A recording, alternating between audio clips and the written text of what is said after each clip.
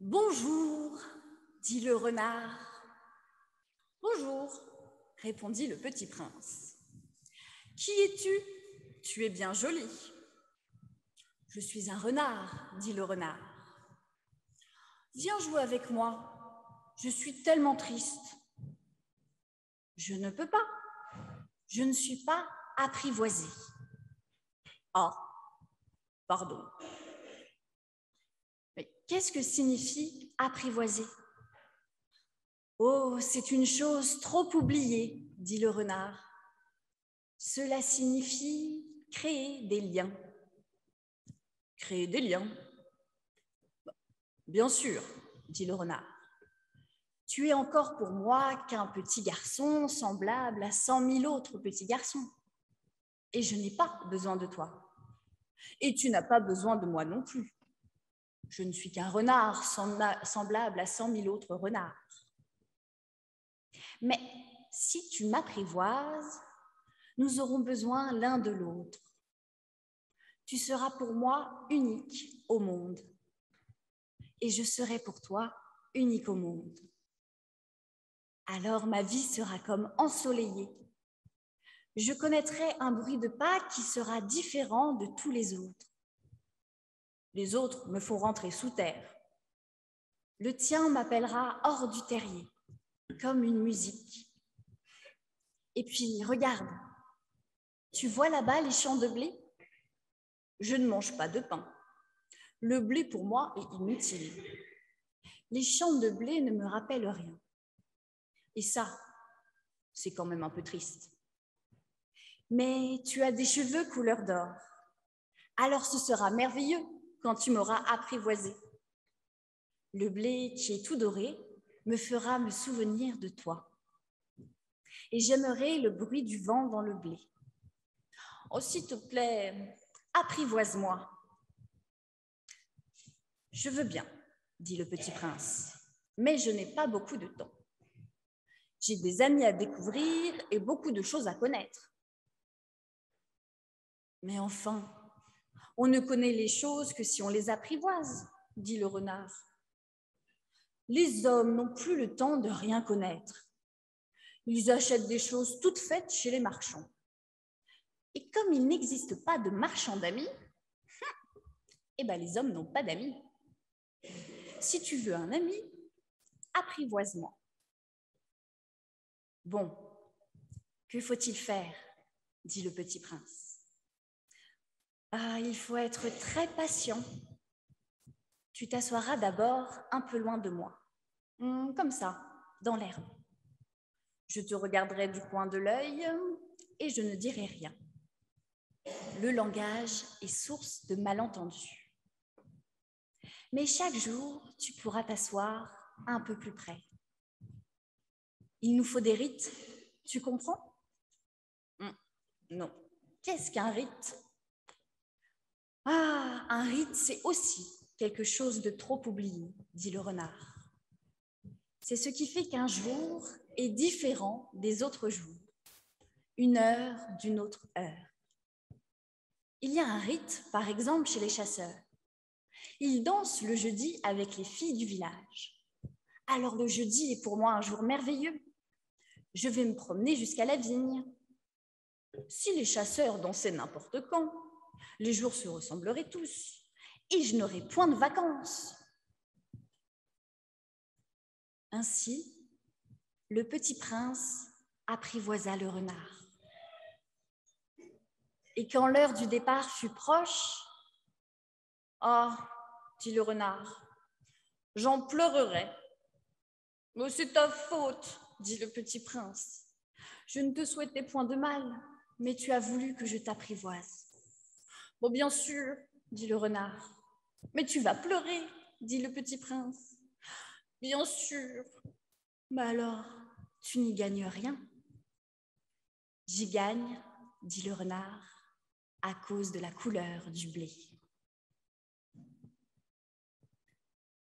Nous entrons dans le temps de l'Église, temps de fraternité et de communion les uns avec les autres, temps privilégié pour apprendre à nous connaître, à nous apprivoiser mutuellement, afin que nous ne soyons pas des individus isolés, sans histoire commune, mais des amis heureux de nous retrouver le dimanche, jour de rite, jour de sens. Comme le remarque le renard de Saint-Exupéry, il faut du temps pour s'apprivoiser. Et en ce début de culte où le Seigneur nous invite, je vous propose de prendre le temps de vous retourner vers celles et ceux qui sont là avec vous, de vous regarder, de vous dire bonjour, de vous faire un signe de la main ou un geste sur le cœur, afin de montrer que vous vous reconnaissez mutuellement comme enfants de Dieu. Ça va faire un peu de bruit, mais c'est pas grave. Allez-y, regardez-vous, saluez-vous les uns les autres.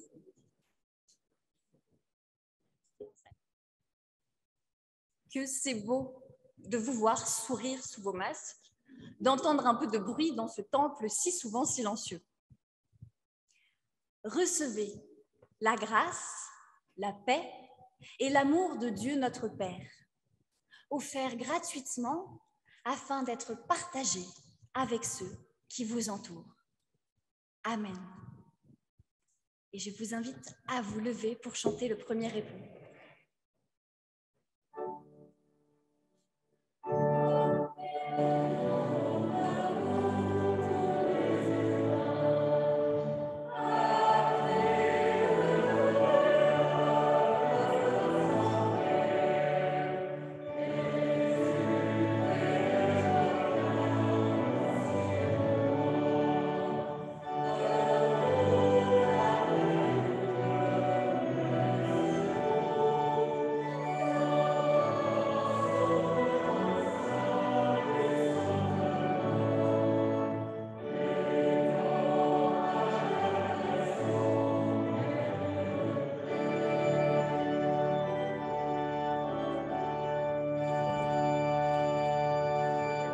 Nous restons debout pour louer le Seigneur avec le psaume 103 de David. Que je bénisse le Seigneur, que tout en moi bénisse son nom sacré. Que je bénisse le Seigneur, que je n'oublie aucun de ses bienfaits. C'est lui qui pardonne toutes tes fautes, qui guérit toutes tes maladies, qui reprend ta vie à la fosse, qui te couronne de fidélité et de compassion, qui rassasie de bien ta vieillesse, qui te fait rajeunir comme l'aigle. Le Seigneur agit pour la justice, il défend le droit de tous les opprimés. Il a fait connaître ses voies à Moïse, ses hauts faits aux Israélites.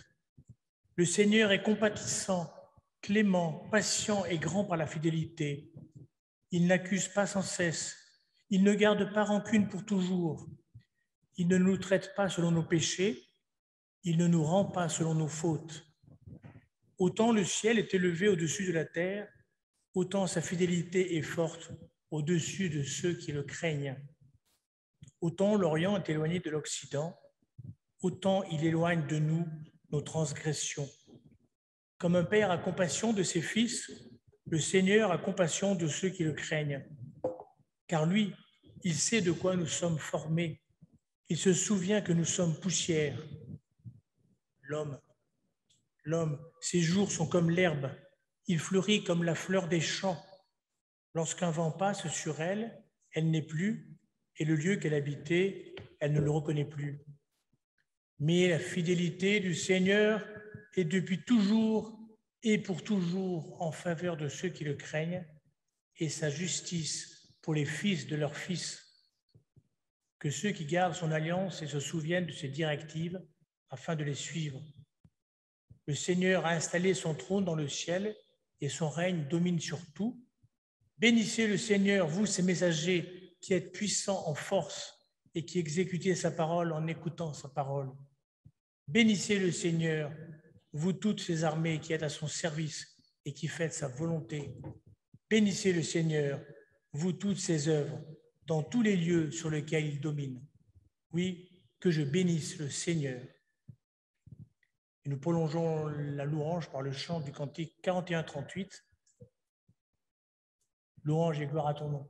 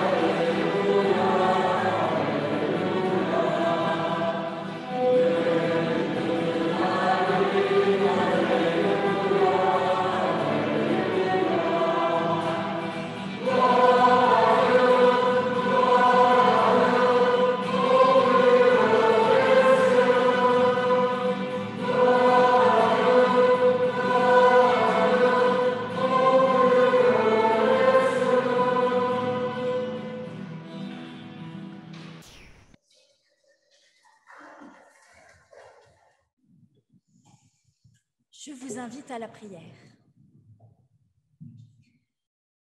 Seigneur notre Dieu, nous nous tournons vers toi dans une prière confiante. Apprends-nous.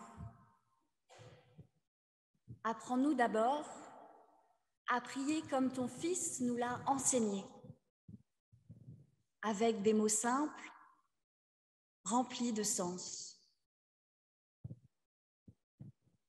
Apprends-nous à dire merci pour la nourriture matérielle et spirituelle que tu nous apportes chaque jour. Tu le sais, nous avons besoin des deux pour vivre. Apprends-nous à faire silence en nous pour écouter ta volonté et non la nôtre.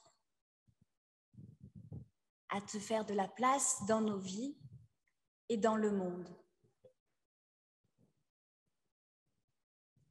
Apprends-nous à demander pardon sincèrement à ceux que nous avons blessés, parfois sans nous en rendre compte. Apprends-nous à recevoir ton pardon et celui des autres avec humilité et reconnaissance. Car le pardon est libérateur, nécessaire à notre existence. Amen.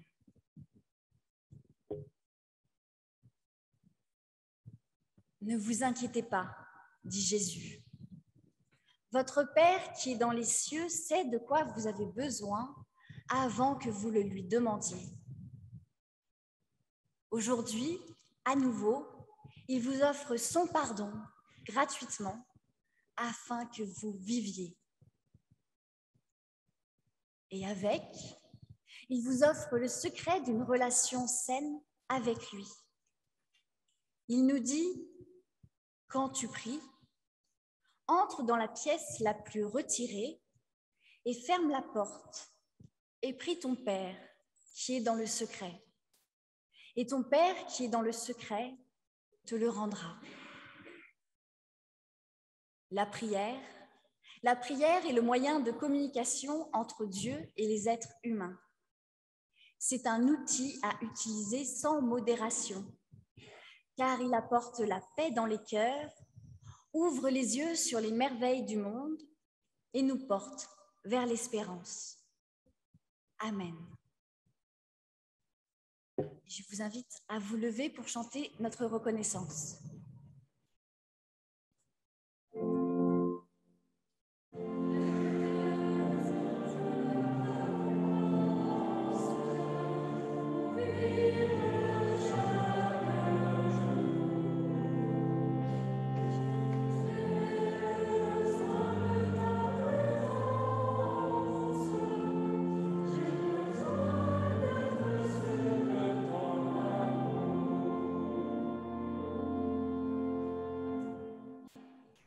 Avant la lecture du texte biblique, je vous invite à la prière.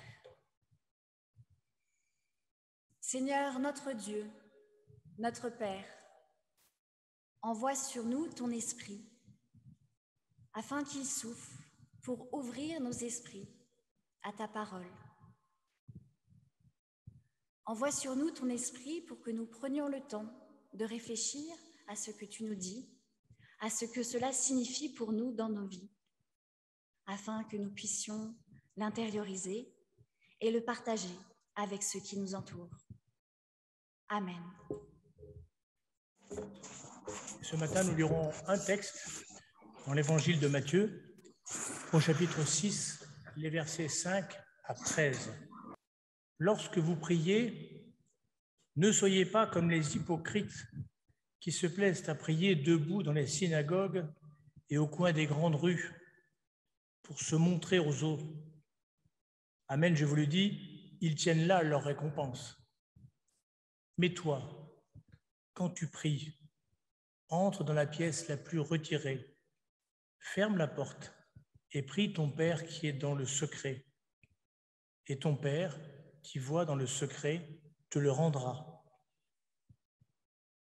En priant, ne multipliez pas les paroles comme les non-juifs qui s'imaginent qu'à force de paroles, ils seront exaucés. Ne faites pas comme eux, car votre Père sait de quoi vous avez besoin avant que vous le lui demandiez.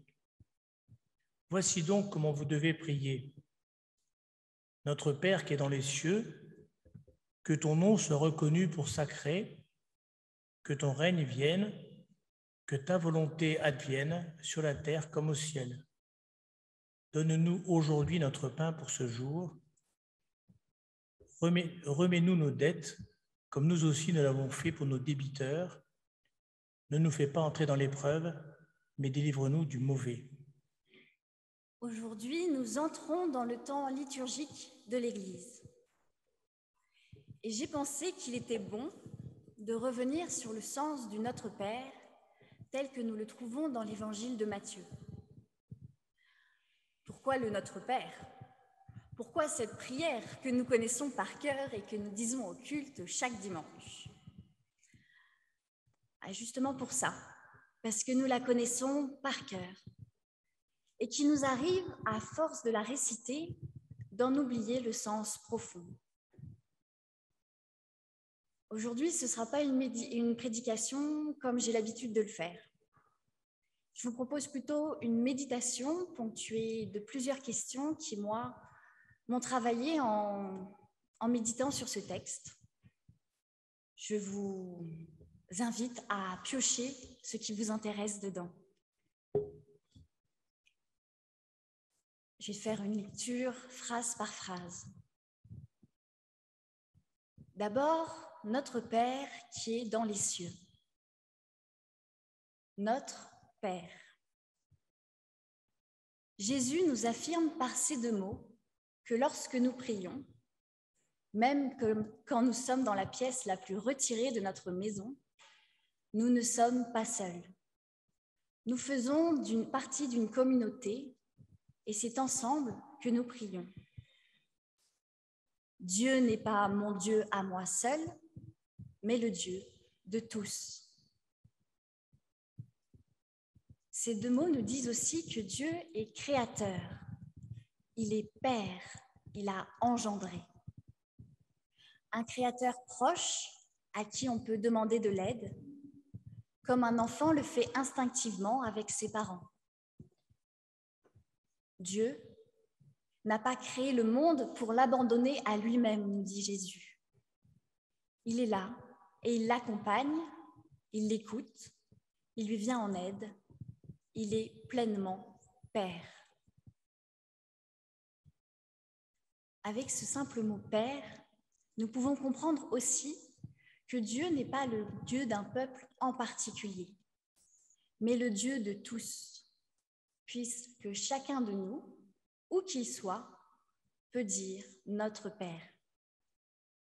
C'est le Dieu de la première alliance, celle de Noé, celle qui s'adresse à toutes les créatures vivantes sur terre. La communauté avec laquelle nous disons « notre Père » n'a pas de frontières. Elle n'est pas limitée à ce temple. Elle est universelle et nous empêche ainsi de condamner les autres en disant « celui-là là-bas, il ne fait pas partie du peuple de Dieu, c'est sûr. Il ne pratique pas comme nous. Il n'a pas la même foi que nous. » Si Dieu est proche, la prière nous dit aussi qu'il est dans les cieux, c'est-à-dire qu'il est tout autre, au-delà de notre compréhension. On ne peut pas le mettre dans une case ou l'enfermer dans nos présupposés. Il est encore et toujours à découvrir. Que ton nom soit reconnu comme sacré.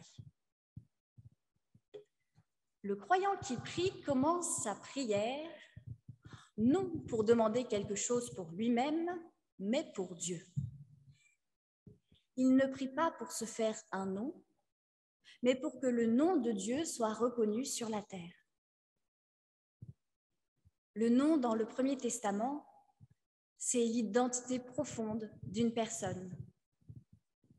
Si Dieu a un nom, c'est qu'il ne s'agit ni d'une énergie, ni d'une puissance mystérieuse.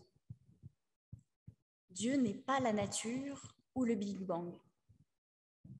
Et c'est pour cela, grâce à cela, que nous pouvons lui dire « tu », nous adresser à lui comme nous le faisons avec n'importe qui.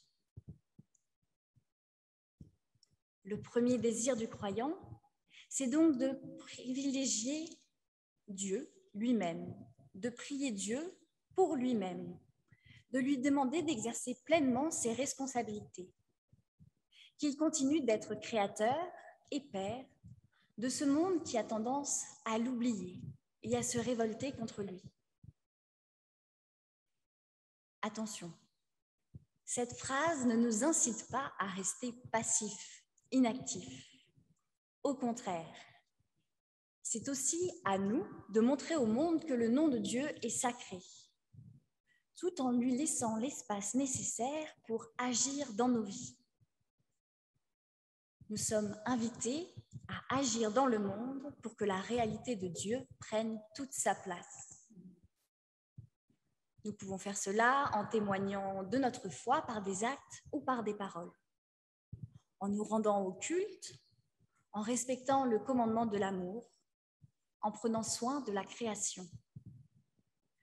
Ainsi, nous participons, nous aussi, à la sanctification du nom de Dieu.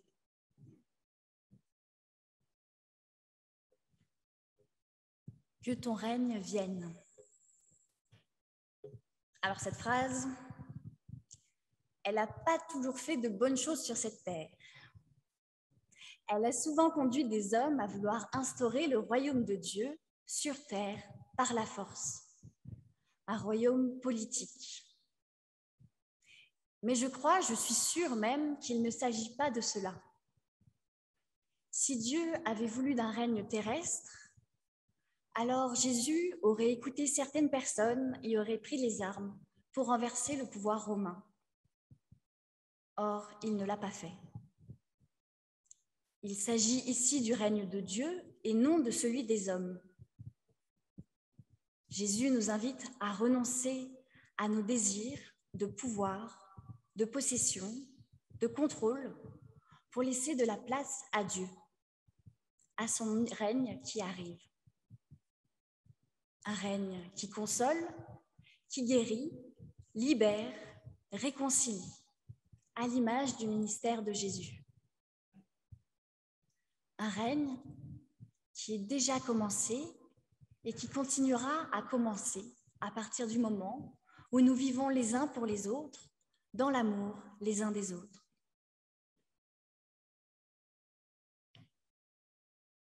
Que ta volonté advienne sur la terre comme au ciel. Que ta volonté soit faite. N'y a-t-il pas de plus bel exemple que le sacrifice de Jésus sur la croix?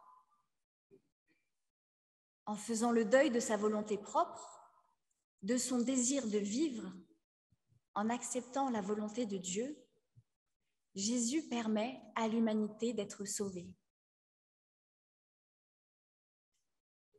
Jésus ne nous invite pas à tous nous sacrifier, mais il nous demande ici d'accepter que la volonté de Dieu ne soit pas identique à la nôtre, de lui faire confiance, car lui sait ce qui est bon pour nous.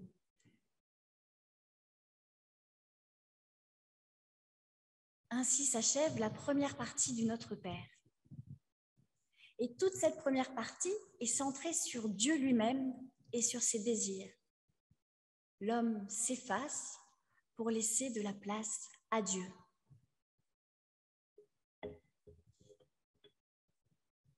Grâce à lui, nous pouvons aussi nous demander, et c'est ma première série de questions personnelles, pourquoi est-ce que je prie?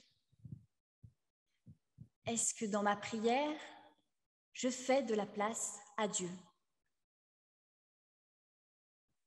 Comment est-ce que je conçois Dieu? Est-ce comme une force créatrice ou comme un père qui prend soin de tout le monde? Est-ce que j'accepte que Dieu soit mon père, mais aussi celui des autres, y compris ceux que je ne supporte pas? Qu'est-ce qui, dans ma vie, est consacré à rendre saint le nom de Dieu et qu'est-ce qui ne le permet pas? Est-ce que je lui laisse de l'espace pour agir à travers moi et ainsi préparer la venue de son règne?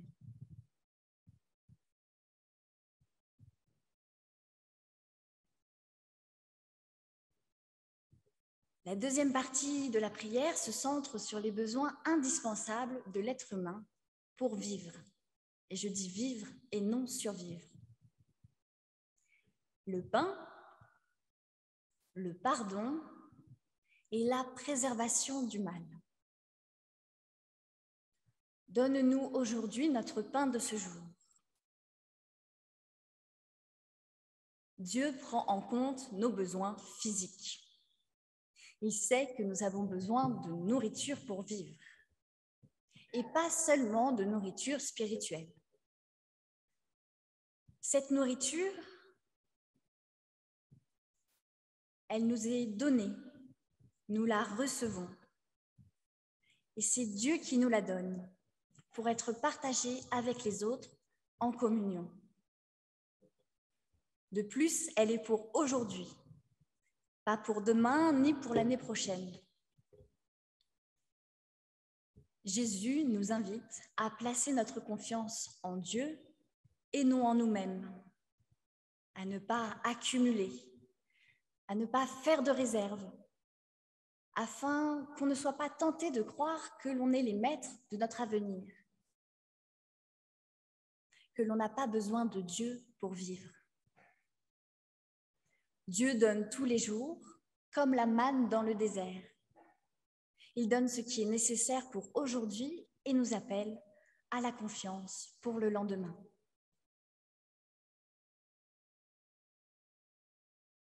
Cette phrase, est-ce que je la vis vraiment? Est-ce que je remercie Dieu pour la nourriture qui se trouve dans mon assiette tous les jours? Est-ce que je lui fais confiance pour en avoir demain? Ou est-ce que je me repose sur mes propres forces pour assurer ma survie?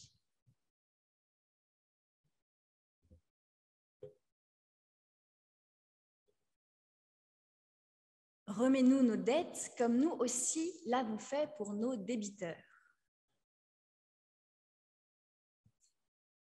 C'est une des phrases qu'on n'arrive pas toujours à dire. Parce que des fois, ce n'est pas possible.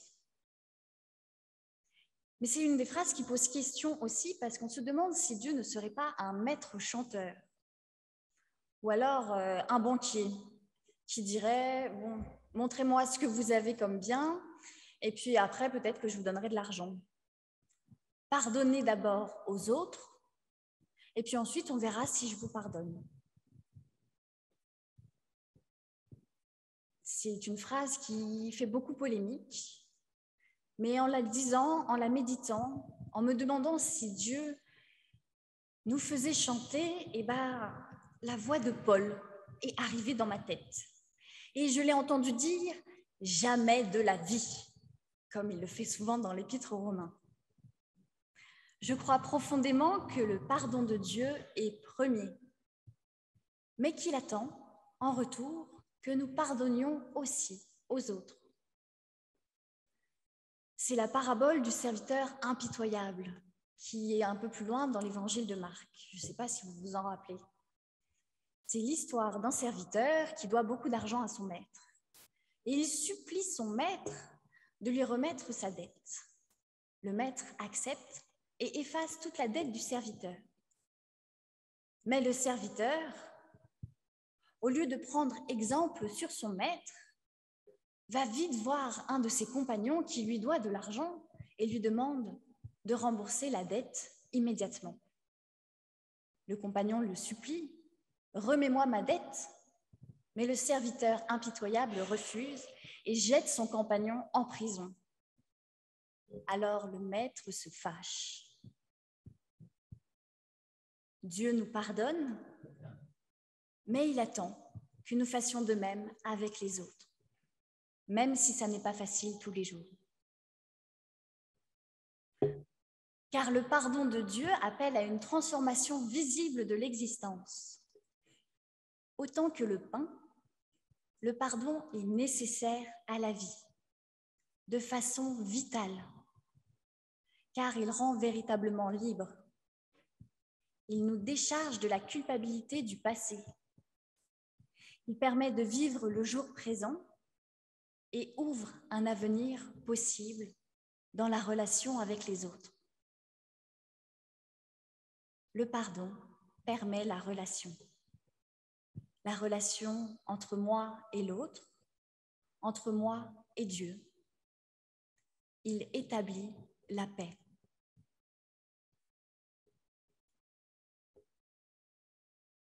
Cet appel à pardonner nous permet de faire une introspection sur nous-mêmes.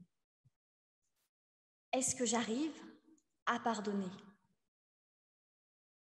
Quels sont les freins qui m'en empêchent? Est-ce la fierté, la rancœur, la souffrance? Est-ce que j'arrive, moi, à demander pardon aux autres pour le mal que je leur ai fait?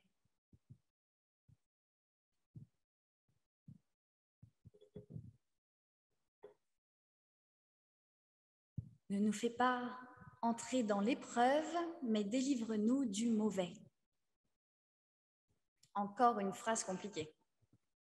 Dieu prend-il plaisir à tenter les êtres humains? Vous savez ce que m'a dit Paul dans la tête? Jamais de la vie. Je crois profondément que la tentation dont il est question ici concerne la foi et non la morale. La tentation, c'est lorsque l'homme est tenté de se détourner de Dieu pour vivre par ses propres moyens, que ce soit à cause des malheurs ou de la surabondance de la vie. La tentation, c'est le fantasme du pouvoir et de l'autonomie de l'être humain. C'est un « je peux bien me débrouiller tout seul quand même ». Et le mauvais, c'est tout ce qui découle de cette rupture avec Dieu.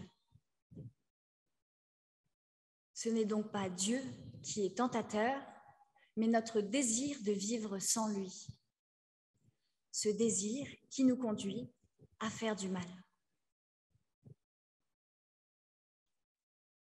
C'est ma dernière série de questions. Pourquoi m'arrive-t-il de vouloir vivre sans Dieu?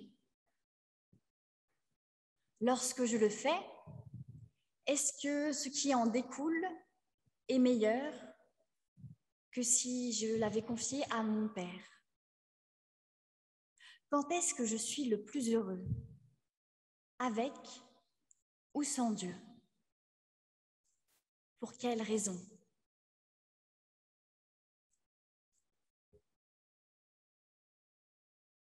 La conclusion du Notre Père, car c'est à toi qu'appartiennent le règne, la puissance et la gloire, ne se trouve pas dans les évangiles et a été rajoutée par les premières communautés chrétiennes. L'objectif était de ne pas terminer sur cette note du mal qui est quand même pas très positive, et aussi de rappeler une certitude. Le mal, le malheur qu'il y a dans le monde n'est pas le grand gagnant de l'histoire de l'humanité, car au final, c'est Dieu qui gouverne, qui pense les plaies, qui réconcilie les hommes entre eux et avec lui-même, qui ouvre un nouveau chemin possible.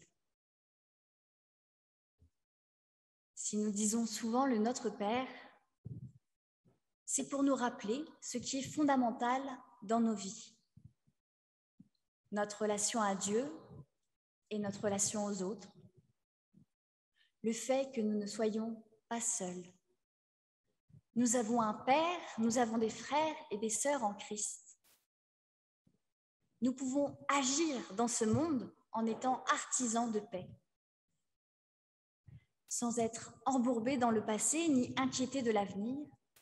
Nous sommes libres d'agir dans le présent et de laisser toute sa place à Dieu.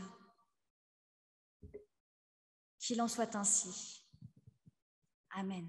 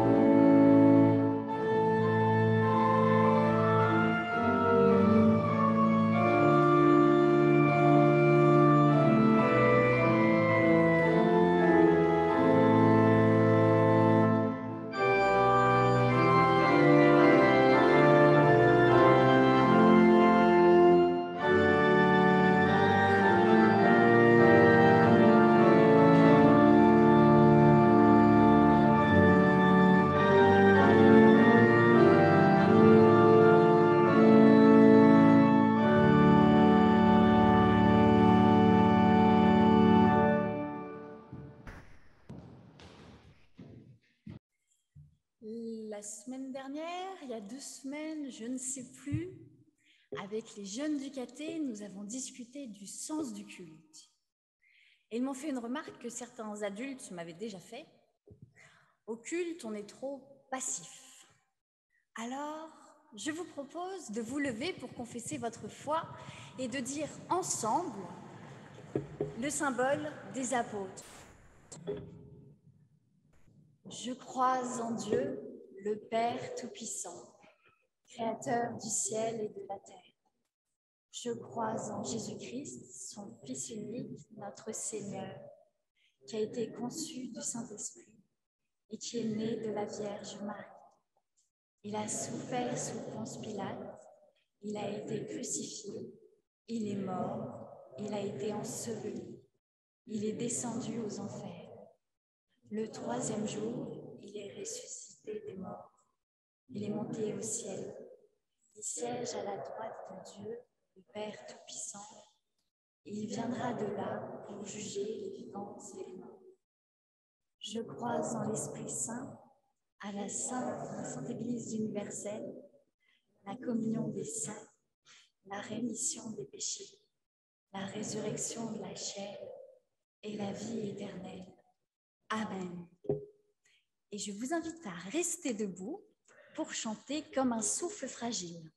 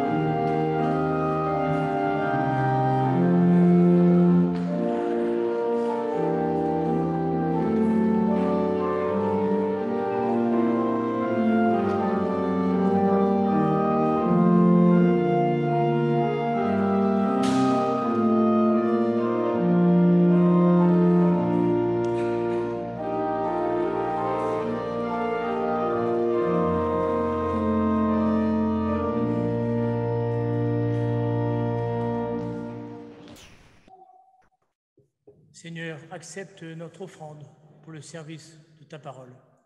Et aujourd'hui, pour ce service, c'est la collecte est pour le diaconat. Donc c'est la manière pour notre Église de faire un geste vers les plus démunis, les plus pauvres, ceux qui sont en difficulté. Ce geste, nous pouvons le prolonger par la prière d'intercession. Je vous invite à la prière. Seigneur notre Dieu, qui nous permet de t'appeler notre Père, nous te prions pour les orphelins, ceux qui n'ont pas de famille. Tu es aux cieux, manière d'affirmer que tu n'es pas prisonnier d'un lieu, d'une terre, d'un continent. Alors nous te prions pour ces jeunes migrants, mineurs isolés, sans père ni mère parfois, que le réseau Ésaïe accueille jour après jour. Nous te prions pour les accueillants, les familles qui se dévouent pour se relayer en les accueillant.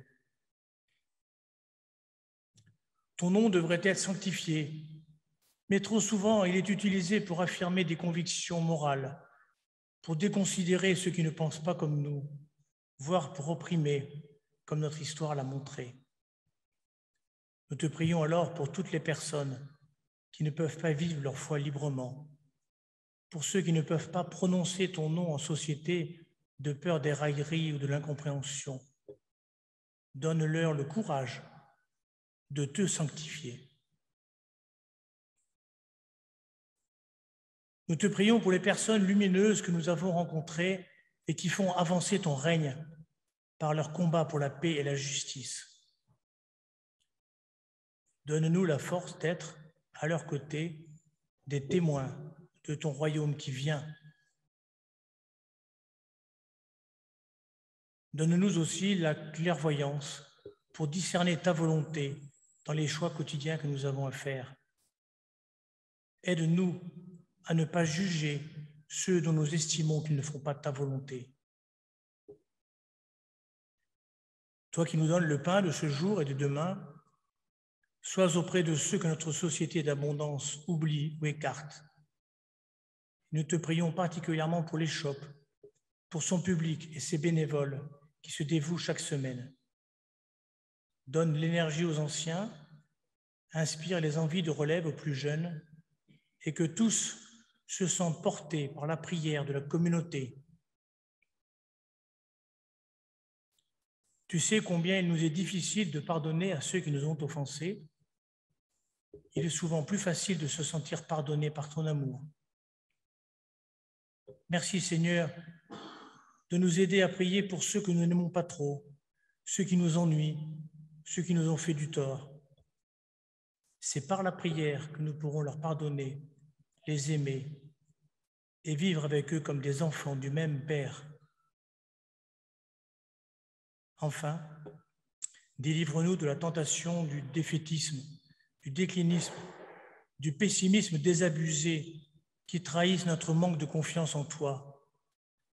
Au contraire, fais de nous des enfants de lumière, des témoins capables de proclamer que c'est à toi qu'appartiennent le règne, la puissance et la gloire, au siècle des siècles. Et je vous invite à chanter maintenant ensemble cette prière que Jésus a enseignée à ses disciples et qui nous a guidés tout au long de ce culte.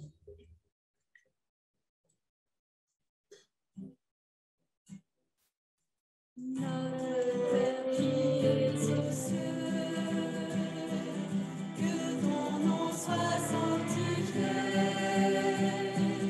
que ton règne vienne, que ta volonté soit faite sur la terre comme au ciel. Donne-nous aujourd'hui notre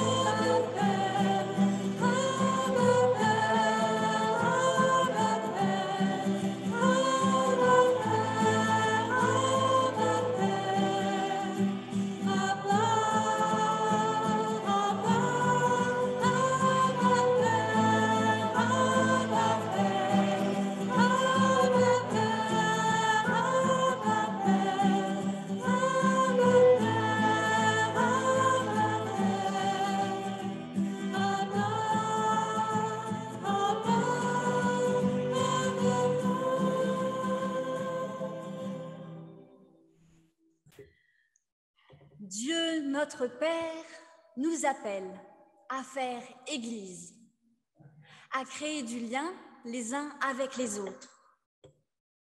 Il nous invite à la confiance, à profiter du jour présent, à lui faire de la place dans nos vies, qu'il agisse à travers nous.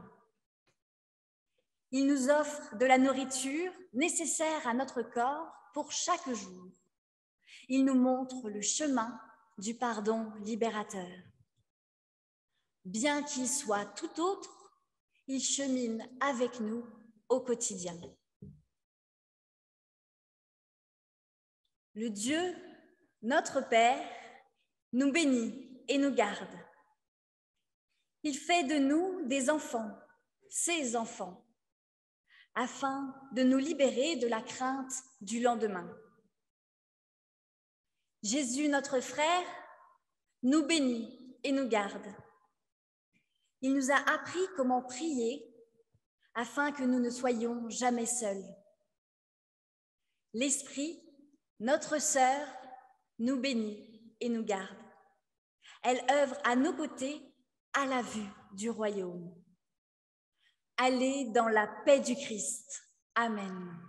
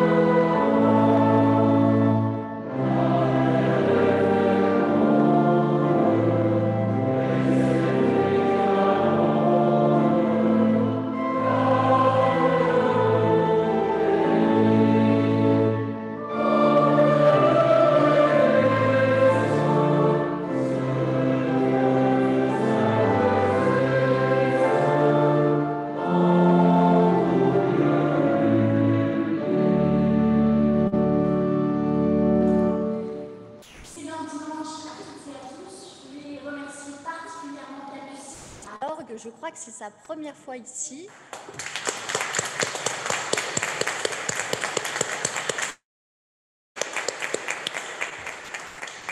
Et bien sûr, Esther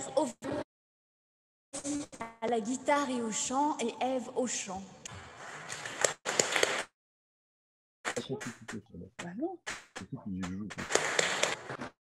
Merci toute l'équipe technique, évidemment.